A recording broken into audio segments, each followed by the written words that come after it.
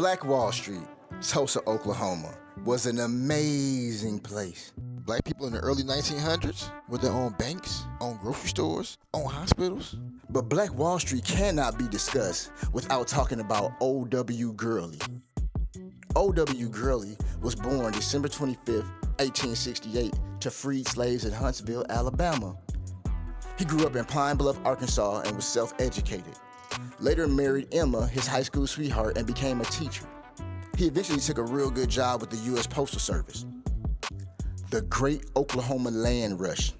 September 16, 1893, 25-year-old joined Cherokee Outlet before stopping on a plot of land. State claim to what soon became Perry, Oklahoma, one of the many towns advertised to Black Americans.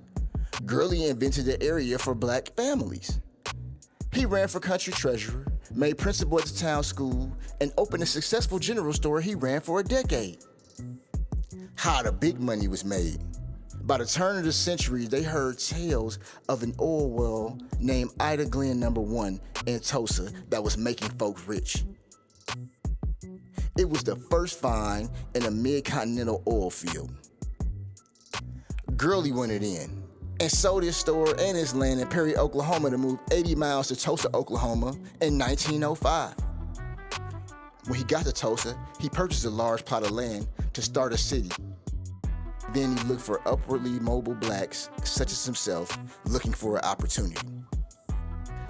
After the Emancipation Proclamation, the black folks could now claim land.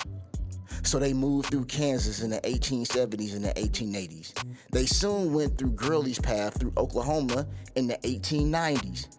Gurley knew freemen and sharecroppers would make their way to Oklahoma, so he built a grocery store on a street named Greenwood. Greenwood was named after a town in Mississippi. Gurley subsidized his land and turned it into residential and commercial lots. Greenwood soon became a beacon of wealth. Education and advancements rivaled New York, Chicago, and Atlanta. Doctors, lawyers, and realtors flourished. Luxury hotels were built and millionaires were minted. Because of all this, when Booker T. Washington arrived, he deemed Greenwood as the Negro Wall Street. Hence, Black Wall Street. Greenwood was a place black people could get away from social and political oppression in the Deep South. This economy was born out of necessity and wouldn't have existed if not for Jim Crow. In 1921, the Greenwood District of Tulsa, Oklahoma, also known as Black Wall Street, was a prosperous and thriving African-American community. However, on May 31st and June 1st of that year, a white mob attacked the area, killing an estimated 300 residents and injuring hundreds more. The mob also burned and destroyed over 1,200 homes and businesses. The exact cause of violence is not entirely clear, but it is best believed to have been sparked by a false accusation of an African-American man assaulting a white woman. The event is now known as the Tulsa Race Massacre.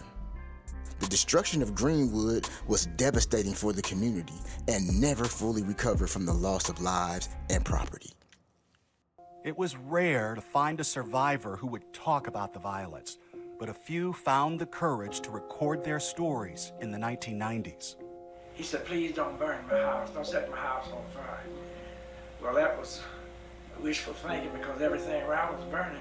All I could see was black rolling smoke down south and the people going north.